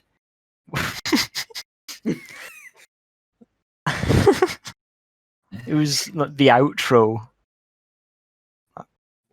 Yeah, the I'm outro. sure you loved it when it was all over. This is a fine collab. Definitely. Thanks. It was very It was my It- first it one, has- and good thing I started out with a bang. There you go. Yeah, very much so. It had a lot of pros from the previous two collabs we were talking about involved. I in this. really I promise I was didn't an arrange entry. these collabs in order. there wasn't an entry in this one that I didn't think was good. Mhm. Like out of all of them, this was easily the best one. Phew. And also, I was just going to say my favorite entries are probably the one that had a reference to Ross Scott reviewing Deus Ex. Which one was the one with Adam Jensen first? Human Revolution. Yeah. Human Revolution. Who made that entry again? It was Ginger The one Ninja. with Yeah. Okay, Ginger Ninja. Good job. And then the other one that was my favorite was, unironically, yours. Yours had a good structure. Thanks very much. Big time. Yep. Good stuff. Back Yeah. in my day, was I never asked for this? Sarah, What a shame. PP augmentation. Anyway, moving on from the collabs, because that's the collabs done. It was a good meme. What a rotten way to die. Memes. Now let's go on to the topics. First topic was provided by our resident awesome noob, which is, what are the biggest blunders you have ever done in Gmod? You know, whether it be animation errors or poor creative decisions. Let's go through each person. Let's go alphabetically. Delta. Well, you see, with my animation styles, I kind of use blunders to my advantage, but making green screen is always difficult. And I guess the demo that lost his ticket in my Train Trouble 2 kind of changed colors because I forgot. Yeah. Yeah, chroma keying sucks. Yeah. You know, when folk green screen blue team characters, they normally go far deeper blue than all the others. I thought, dude, just do a magenta screen. That doesn't always work because then you have a purple outline around them. Yeah, I've fair tried. enough. green sc- At I've least tried from using my experience. A fine ordeal. using chroma key on Midna is an absolute nightmare. Oh, I bet. Oh god. Because I'd got imagine. a little bit of blue, a little bit of green, and a little bit of magenta all over. She's So- got a Really little messes up bit with of your eyes. everything that really just like she's just got a little bit of everything to do with chroma keying. Like there's not really just one part you can really exclude from her. Is there? And so when there's a character that has to float around, I unfortunately can't resort to green screening for her. I had to. That's why I learned to animate it. Mm-hmm. What about you? Like anything else, Delta? Not really that I can recall. Hmm. Well, actually, yeah, my Christmas video with Heavy's Christmas, I forgot to like enable the cutting layer, so like the Christmas tree like blinks when Heavy speaks. Oh. Mm. Oh yeah. All right. What about then. you, Delta? Sorry, Grinder. Okay, so I've had a few problems when it comes to like editing and whatnot, but as for actual Gmod problems, the biggest nuisance I can think off the top of my head is consistently relying on add-ons when creators delete them. You all right? All right. Oh yeah, no, sorry. Something dropped in the back. I'm So good. there's up to 2 to 3 cases of mine where I've tried to use an add-on that has been deleted recently by the user or like hidden or removed from the workshop. I think I and might know I'm which just- one you mean. I mean, Oh, you know yeah. one of them, Sanguine. You know one! Oh no, Of the I know. three! I actually know two Now I of have to them. explain That's this to the funny them thing. now. Okay. There's a sort of add-on, a custom add-on that Sanguine uses for his Gmod Sona for the arms. I had to try and get it off him so I can make that poster. So yeah, Mhm. go on. I have a secret folder literally called something. I don't know. It's some wordplay on his character's name. But it's just Sanguine stuff, so I can use his model. Mhm. But yeah. So 3 times I've had to find a way to recover a removed add-on from the workshop just to continue an animation. And oh my lord. Okay, so any of you folks watching this who are, making add-ons and making cool models, we appreciate your add-ons. You don't gotta remove them. Please. They're so cool. And also sometimes incredibly necessary. The powers above Yeah, are telling us to keep it down. Okay, sorry. Very well. Quit But- yelling. Get public shamed, right? Anyway, But yeah, like MP. actually, no, yeah. Give me just a second here. I'm gonna look up something here. Something about what we were just talking about. There's a tool called Gmad Converter GUI, and it will convert workshop files, like add-on files, into like the proper materials model folder layout. So you can put it directly in Gary's mod if there's an add-on you're concerned about getting removed for whatever reason. Oh, okay. Just thought I should throw that out there. That's a good resource. Very good. Just wanted to get that out there. Thanks. So, what is a big blunder that you did, MP Worm, Gamer Worm 64? Oh yeah, GamerWorm64 is the one who made most of the blunders, not me. But I could go on a long time about the mistakes I made, so I'm going to cheap out and talk about an editing one that I've been particularly bad about in the past, and that would be audio editing. I used to be absolutely horrible at it. I've got several unlisted videos that I could link everybody here to, so you can hear just how bad my audio editing used to be. The But it was- question is, will you? Possibly. How no, bad it was the was like- audio for you? Well, it was just I used to have a computer around where the family used to be, because this was like 7 or 8 years ago, and I would have headphones on, and I'd always have to keep it down because I'd get yelled at for something, and I would have to respond back and be able to hear them. So as I was editing videos, I would constantly turn the volume down and up and then not keep track of where things were. And then I was in a hurry to get videos out, so I would put one out, and then the audio mixing would just be terrible. It would be too quiet in some parts, and then it would be really loud in other parts. Like I would talk about a more Gary's Mod related issue, but that is probably the single biggest issue I've ever come across as far as mistakes. Okay. Properly what about you, mix Sanguine? your audio, boys. Personally, I can't really remember too many blunders that I've had that I haven't already rectified to this day, of course. And I know we're talking about past ones, but in particular, I suppose the worst one I can think of was probably when I first started out doing fighting animations. And even though that's like my bread and butter, that is like my main thing surrounding me and everything, besides like, you know, the adventures with Scrooby and all my other characters and shit. Like when I started out doing fighting animations, I played a lot of like Warframe and everything, so I tried taking a lot of inspiration from the movements of like the fighters in there and everything, how they use the weapons, how they move with the weapons and stuff.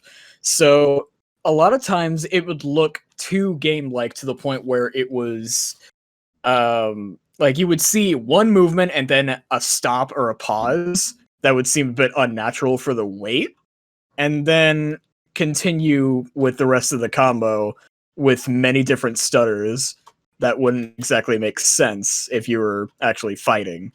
And it was as if it was just like it was like you pressed a button in a game, waited for the animation to go through, and then pressed it again at the very last moment to just continue it. And it just kept on going like that for a few videos here and there, and that's kind of how I did my other animations as well. But that was honestly one of the biggest blunders that I had, because it just didn't flow properly. And then somebody pointed it out to me. They were all like, hey, it's kind of stopping a bunch. Maybe you could like have them flow together or have like one frame in between the movements and the swords and everything. And You got it. yeah, no. Like at the end of the day, I actually got to just smooth things out, and now I have the ability to make heavier impacts with like pauses in the right place. But if it's like a lighter sort of movement, then I don't need that sort of pause. It's just it's a strange thing to explain, really, but it's all about the weight and how you pace through You have to use those special cancels. it. You have to cancel your combo into the special move, and then you do a combo off of that. You can't just press the buttons. That's true. Imagine making a fighting animation, but it's just someone reusing the exact same combo that just gets someone in a stun lock. Not even a combo, but just like the same move, right? Yeah. My big blunder in Gmod, I think, probably was not migrating to SMH sooner. I wanted to like try and do a more advanced animation in a nostalgic Gmod video, because I really upped my animation in that one in particular, because I was anticipating folk in the comments saying, "Oh, you have no right to sort of piss take the 2008 animations when yours doesn't look any different." So I just thought, up my animations, and it got very difficult very quickly. So then I thought, right, I'm not going to go through all that, buying all that, and like shifting to click through the screenshots to see if they sort of animated well. So I thought, you know what, just do SMH, because I can't be bothered doing all the cookie cutters stuff anymore. Right. So I think Go ahead. Yeah, I think that's probably my big blunder. Just because you can't do it as well as somebody else doesn't mean it's immune to criticism. Yeah. And that you can't criticize it. I can't make a big Hollywood blockbuster movie with dinosaurs in it, but that doesn't mean I can't call Jurassic World Fallen Kingdom a pile of liquid feces. The fact that you can or can't do something doesn't necessarily mean that you can't criticize something. It might mean you could be less qualified, but that doesn't mean you can't. Yeah. Anybody that tells you that's just wrong. For the more technical aspects of things, sure. Maybe if you don't have the knowledge on that, then yeah, that could be, like, you know, could be a little bit iffy in that sort of sense. But overall, as a viewer, you do have the right and the ability to criticize what you view. Yeah. That's fair. Anyway, moving on to the next topic, we have noted in recent months that there has been a surgence of people wanting to do reanimated collabs, like probably. I mean, we don't want to take all the credit for reanimation collabs, but you know, I think we were probably one of the first. And then since Team Fabulous 2 reanimated, which wasn't Gmod, but there has been a load of folk wanting to do reanimated collabs. And you know, what are your opinions on what sort of doing reanimated collabs anyway? Me personally, if like, well, I've only been in one reanimated collab, which was like the Meet Thematic and everything, and I can say that that was certainly a lot of fun. But the, if I really like just kind of speak my mind here about the whole thing with just reanimated collabs, I think it's a bit oversaturated at the moment because like there are some people saying, "Hey, let's just reanimate everything." And like, lo and behold, you just search up reanimated on YouTube and you'll just find collab after collab after collab after collab. And it's just, it's an insane amount. And a lot of times there's really good animations in there. And then there's people who just straight up don't even try. That goes with any like collab, of course, sometimes. But still, in any case, I just think it's, I think there's too many at the moment. Yeah. What do you think, Delta? Go ahead. I think it's pretty cool to see a new take on an old classic, but like, you know, as Sang said, it's kind of getting a bit out of hand right now with a whole lot of them. And well, I mean, I guess it allows people to train their skills and try out new things. When do you think is the right, you know, what do you think is the right video or the right like time to do it? I would say an anniversary. Yeah. Definitely. I would say either an anniversary after a significant amount of time. And when I say significant, I mean like 10 years plus from people that really like it. Or two, this is a big one, when the original is not animated very good. And what I'm going to use as an example here is, I don't know how the actual thing went down or if it was quality or not, but I always thought to myself that the old CGI Donkey Kong Country cartoons visuals did not age well at all. Like at the time, they might have been kind of impressive, but they definitely don't look that way now. If you were to reanimate something like that, to have like different artists make it look better while still using the same audio, I think you could make something really neat looking out of that. Yeah. What about you, Grinder? So when the visuals are severely outdated, like legitimately outdated, and can be fixed, I think that's a good time to make a reanimation of it. All right, Grinder. I mean, I don't have much to say that hasn't already been said. Just there's a fine line between oversaturation and just the right time to do it. Yeah, I feel like another guideline that would make for a good anniversary is something that has piled a community together, brought people together, like you know, meet the mercenaries, reanimated stuff. Like, you know, those videos were very important for a lot of people when it came to introducing them and getting them to play TF2 and whatnot. So I feel like videos like that have a special place in a lot of people's hearts are a good thing to pay homage to, so to speak. Personally, I think that they're, you know, kind of getting a bit out of hand. Like I saw like looking through, like, oh, let's reanimate one of Antoine Delac's videos. I'm like, dude, you have like You know, under 10 that's- subscribers, and how? That's You haven't really absolutely put- ridiculous. Yeah, I mean, I don't want Why? to deep intentions, but it just kind of seems like a grab attention when something like that happens, because it's so recent and it has the problem of a lot of things, like when it's not something that came out a long time ago that, like, you know, a bunch of 2D artists might be coming together to something that they grew up with, but it's like when people reanimate something that really just doesn't need it. Like, yeah, especially reanimating if the reanimating medium. Sorry.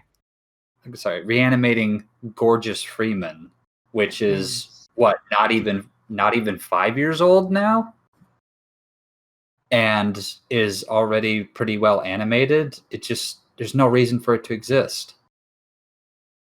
It's Yeah. kind of weird, like how folk are wanting to remake a video from one medium into the same medium.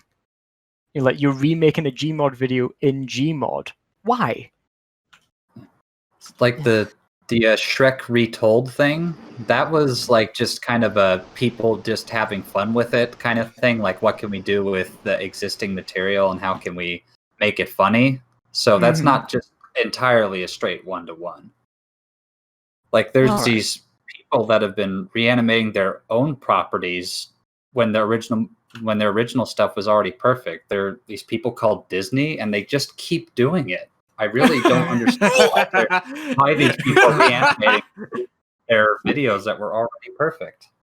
I don't get it. Oh my god, that's so true though. Anyway, Well, I did actually kind of like reanimate one of Robberfruit's old videos, like Heavy and Scout think they're birds, oh yeah, just for the joke that Mm. Heavy and Scouts are birds because they have bird heads now, and that was kind of like the only reason. was it the 10th Yeah. anniversary of that video? Yeah, Because that's on the just day. making a joke of it. God, I That's- feel like an that's old- being funny. Uh, There's a purpose behind it rather than just, let's just do it again. Yeah. So I think that's that topic out the way. Thanks very much for your folks' input. And on to our last topic, which is something that we're all involved in, is we have a Discord server called the Gary's Mod Animation Workshop. I co-administrate Or it. for short. Yeah, or GMO. Yeah. Do you folks think that it's done a load of good? I think mean, it's done good in the sense that, like, prior to me joining like Discord groups and things like that, I didn't really have anybody I could talk with about like Gary's Mod animation. So I think in the sense that it's kind of brought the less big people of the community together, like all the people that are just starting out and want to know what to do. I think in that sense it's done pretty well, Yeah. especially it Yeah. being a public group that people can join. That especially helps. Yeah, When like- I first came into Gary's Mod as like a whole community thing, back when I played like my first combat animation, I honestly was kind of skeptical of a lot of different like Discord groups being just all around Gary's Mod, and I didn't really think of anything like that big at the time, because like whenever you get into Gary's Mod and everything, it's a bit of a weird place, right? It's like it's this one game where people just make whatever the hell they want, and there's just a lot of different people from there, but you don't really see a lot of them talking with each other, at least not in like the public eye that much anymore. And back then I was really kind of afraid to accept that Discord invite to the Gary's Mod servers and everything, just to kind of like meet everybody, because I thought that I was going to get chewed out for how bad my animation was. But honestly, but honestly, when it comes to Gma and what it does for the community, I had my doubts about it at first because I was still harkening back to those first days that I had. But now, after like About like how old is it now? About a year? About a year or so? Fairly, yeah. Fairly. Okay. Around So yeah. So after around a year, honestly say I've grown to it, and there are a lot of good people in there that do really fantastic work, and they show a lot of heart, and that's honestly exactly what I look for in somebody else who's a creator on Gary's Mod. Like that's what I like to see, and I'm glad that there are other people that do the same things that we do, that just kind of like they work on their stuff every day, they want to improve, and it's one of the best ways to get that together, really. Yeah. What What about everyone else who hasn't talked? Before I joined, I thought I was like, one of the last people that did Gary's Mod, and there was like maybe a handful of others I didn't know. But after I joined, I was like pleasantly surprised by how many I was still doing it, and like how much they were helping each other. Yeah. It doesn't help that it's so hard to find people that do Gary's Mod stuff anymore. Like YouTube doesn't recommend hardly anything that isn't huge, and just stuff like that. All gets buried. We're a dying breed, men. What about you, Grinder? Sorry, you said. No, I haven't. Go ahead. When I joined servers like this, it was after my very first Gmod.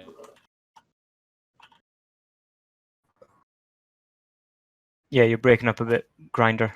Sorry. Yeah. Uh-oh, did we lose him again? Probably. Let's give him some time to come back. All right, I'll say my that jazz. piece about it. Yeah, I was there for Gmo since its inception, when I was brought in as a mere mod, and then I was like bumped up to admin later on. But I thought it was good. Like in the Gmod groups I'm already in on Discord, it was good to have that kind of sort of encouragement from other folk doing the same thing, but also like have a thing that you strive toward.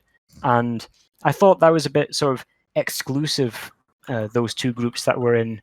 But Gmo, on the other hand, it's like a public group, folk can come in, and I thought it was really good to sort of have that same kind of encouragement and strive that we're promoting.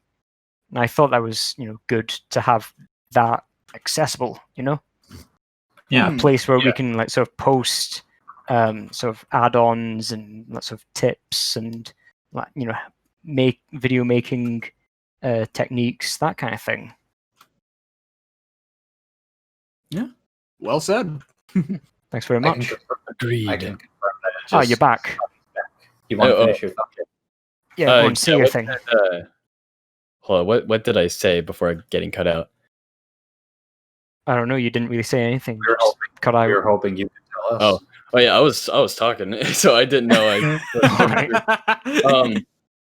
But yeah, I joined these servers after my pretty much very first Gmod animation. So I have not had a lot of time outside of the server in my Gmod animation career, so to speak. If that's the word you want to use. But yeah, there's just a lot of good people working on this. The amount of criticism and advice I've received has really helped me, I think, build up to a good level of animation in a very short span of time. Because I'm like looking back on my old animations, I'm like, oh, dude, I was so young and it was such a long time ago, but it's like almost a year or like 2 years ago since my last or oldest animation, and it's like crazy to see just the improvement within such a small span of time. So yeah, that's I'm glad I can say that about myself. I don't know about anyone else because I'm not that social and I don't have much of an input on other people's stuff, I don't think. So if you ask me personally, from the growth that I've seen from you, just calling your stuff like at a good spot is an understatement. I just want to say that, dude. I mean, you've put out what's essentially a pilot for a series, and you've actually gotten voice actors to come in on it and things like that. You're obviously take a lot more preparation into these things than a lot of people do. Oh, big time. I mean, Like, you're Delta not- is like veteran already, but the three of you, you're like the best of us, really. Aw. My heart, my soul. Yeah, you guys actually animate. Oh, come on now. Well, I certainly used to animate. That's true. There was a time when I did animate. anymore. There was a time where we were much more powerful. I There swear was to a God, time. Sangre. I'm hoping after summer's over, I'll actually I could get tell more you of stuff the great battle of the fizz gun. So, if any of you Gmod animators, that is, we are having this exclusive to Gary's Mod animators and not just random folk who want to join. We have a Discord up on the screen right now. Thanks, JP. Yeah, if you want to join, I think most of the viewership really is just people who are already in Gmo anyway. So, Mm. They are for now. just in case, You though. wait. Welcome to So- the cult.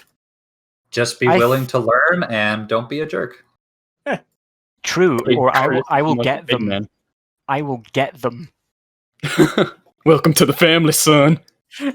Anyway, I think that's Yep. it for topics, and now we are going on to our last section, which is chat Q&A. Camouflage has been hoovering up any questions, so just lay it on us. All right, should we just start reading? Thank you, Cam. Anyway, Sow Studios, or aka Studios, thoughts on horror in Gmod animations? How well does it work? Well, we Well, had we 2 videos saw that one proved right it worked very pretty beginning. well. Let's have the horror man answer first. All right, gather around the campfire. It's time to. Oh, okay. I think horror animation is definitely one of those things you really have to do right, and it's a lot of uncertainty because it's weird when you make one because you know where all the spooky parts are, you know what's gonna happen, so it's okay. I'm gonna risk saying this. It's a hit or miss when you upload them because you don't know whether the suspense that you made, that you already know what's going to happen and all that, is actually going to work for everyone else because it doesn't for you because you're the creator. So it's a risk, but if done right, it's a risk definitely worth making. I Yeah. think the problem I think the thing with horror is that it's because it's so dependent on immersion and you being unsettled or frightened. You really want to make sure that your production quality is up to snuff before you attempt it. Because if it's just like crappy Gmod animation in a Five Nights at Freddy's thing, it's not going to make people scared. It's probably just going to make them laugh. Just gonna play a living tombstone. It's gonna be terrifying. Like, you're probably going to make a few, if you're trying to get into it, you're probably going to fail a few times, but if you just keep on it, you'll probably nail it. Just like Yeah. with anything. All Just be right. sure to get second opinions so you make sure it works. Yeah, I Yeah. think probably knowing, like folk watching, knowing it's a Gmod video, they probably can't get out their minds of, I don't know, like Rubber Fruit saying soap or something. You Most know, I mean- people watching his probably wouldn't even think it's Gmod. That's how good it is. Yeah, it's. I think it's the thing of getting away from that kind of sort of like funny Gmod, genre, and then trying to sort of work a believable horror for folk in Gmod, if that makes sense. Yeah. Hmm. All right. Who hasn't said their piece? Peace and sausage. Honestly, I really do like horror animations, but like my favorite kind of horror isn't really like so much horror really. It's kind of like what Grindor's whole thing went for. It's more of like suspense and you know it's coming but you just don't know when. And it's just like Yeah, it's that yeah, true. Well, That's I called mean, real horror. okay, yes, I know, I'm stupid. The I'm also slightly anticipation. tired. Ooh. But in any case, yeah. Honestly, I think it really just matters on how you pull it off. Really. Yeah. I don't really know what else I can say besides that, to be honest, like what hasn't already been said and stuff. All right, moving on. Next question is from Vigar, who is Germa's #1 fan, which is, do you have any guilty pleasure add-ons? And then Camouflage just says, what would the answers be besides the naked models? So that goes to my entire list. I don't have any sort of guilty pleasure things, to be honest, because I'm a serious Me animator. neither. I think I have a pretty clean slate, except for like gore mods. Yeah, I can safely say the same. Because just like when you watch and play stuff like Doom and Mortal Kombat, and you're an animator, you put 2 and 2 together. Yeah. I think I have those. I think I have quite a few, like the old meme weapon toy box add-ons. Like, like the Midas cannon that would turn things into gold, and like the Dragon Deagle or whatever it was called that fires like 1,000,000 rounds a second. That sort of thing. All right. I still And I have also that Garnet from Steven Universe model. You remember that Batman v Superman video that I made? Yeah. Yeah, I had lots of Garnet at the end for no reason. I still have it for some reason. Building up dust in the cellar now. Actually, there was like in my Train Trouble 2 video, there's like a short clip of an engineer sitting next to a Fem Sentry. I just put in the background for a small gag. Wait, did you say Fem Sentry? Yeah, someone made like a female version of the Sentry. It's weird. Don't look it up. What? Are you talking? How can you make a female version of? I don't know, boys, but I'm about to find out. Are you talking about? I'm googling that. 2D animated? You talk about that 2D animated one where the Sentry becomes sentient, or is this a different thing? No, it's like a 3D model with like I think like Vampire model, but like Sentry's hit put on top of it. Oh, I see it. Think about thick art, but some. That Oh my god! Gentlemen, recite to me Rule 34. Yeah, if you want to, JP. Answer your question. Oh, that's a Sentry Buster. Okay, I'm just gonna close my tab. So, Rule. has anyone said their piece and sausage on this? Question? Don't mention Fem Sentries and sausage in the same sentence, please. Beg your pardon. Bruh. Right. So, moving on to the next question, and Tic Tac Frog asks, "What your biggest creative roadblock? Probably, what is your biggest creative roadblock? Maybe also talk about overcoming it." I'll go ahead and speak out for this one. For me, I think this is gonna sound depressing as hell, but I think it's just growing up a bit, It's like sometimes. Wait, hold up. Is my audio working right now? Yeah, your audio is fine. Yeah, you're fine fine for now. But yeah, just like looking back on it, I'm not as creative as I used to be. But I feel like a lot of things that help is just not only watching and playing stuff that you enjoy, like stuff that kind of gets your brain flowing and gives you ideas, like a good game or good movie, but also exploring new things and new concepts, like new movies and new games you haven't really dabbled in yet. Because that always it can always put new ideas in your head that you can think about and maybe twist a little to your own benefit. Had to put it I up just the want to screen. thank JP for putting the Fem Sentry on the screen. Thank you so much, you bloody monster. Dickhole. And if you don't know, now you know. I think we're better off not knowing. Now you know. So, who else wants to say about overcoming roadblocks? I think Roadblocks, not Roblox. I think probably my biggest creative roadblock is something I'm trying to fix as of right now, which is branching out into other kinds of content.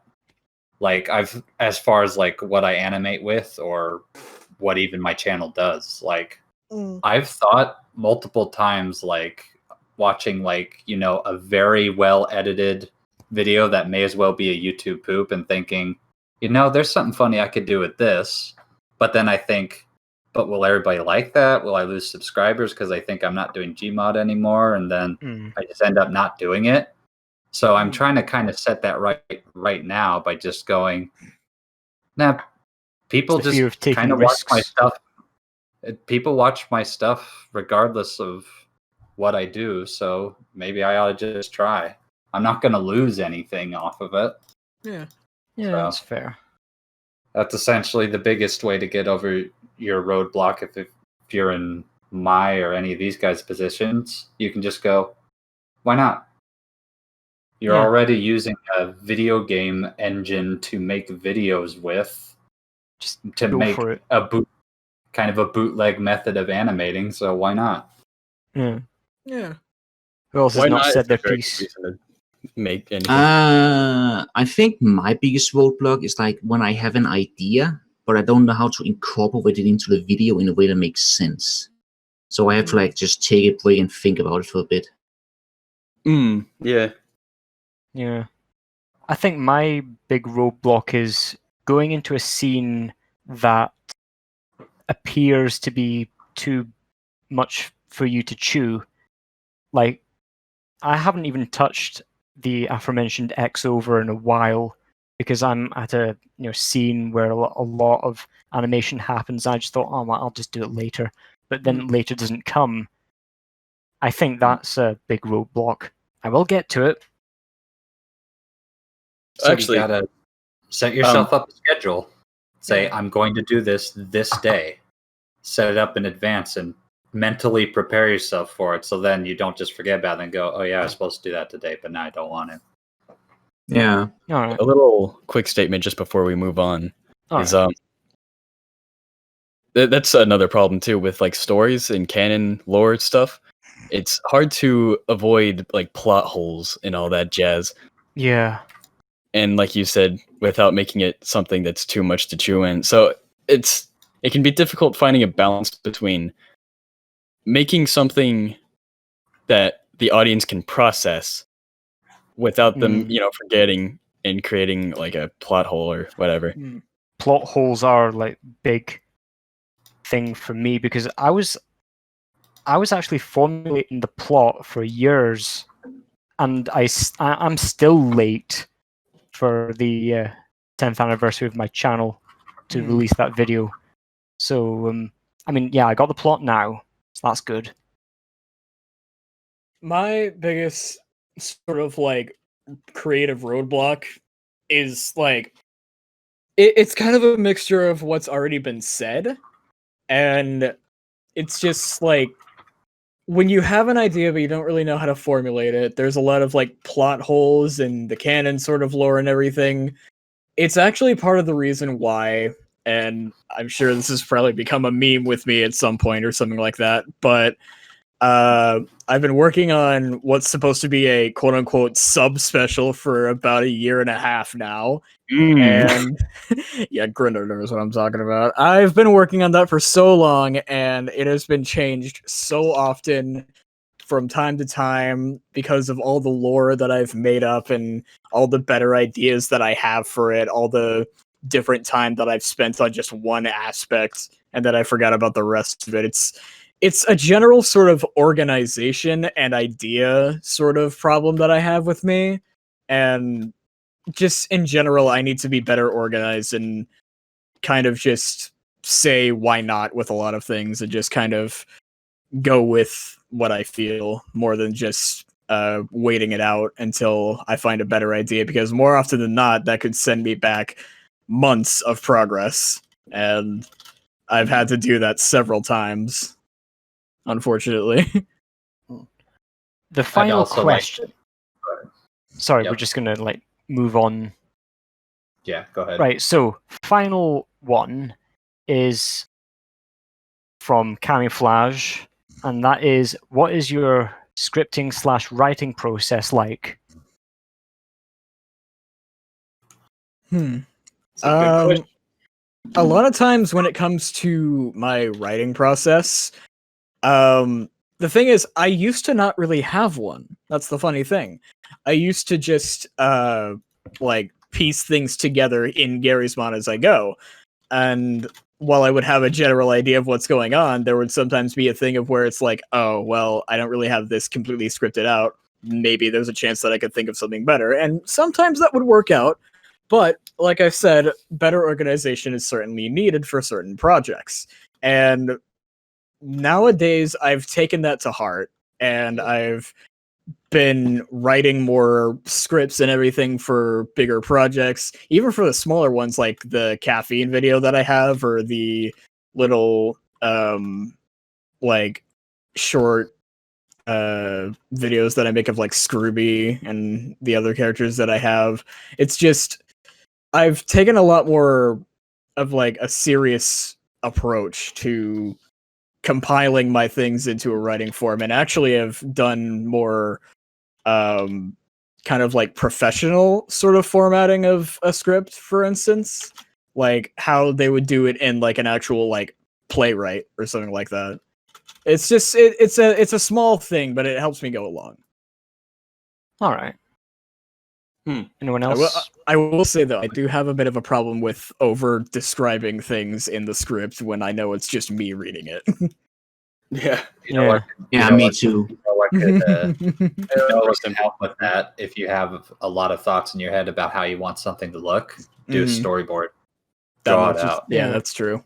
Have the most basic description of what's happening in the script, and then when you apply that to a storyboard, then you can put in some of the details. Like, it doesn't even have to be a super complicated drawing. It can just be whatever you want in there, general emotions conveyed. I can say this is very helpful as somebody who has not even completed a storyboard yet.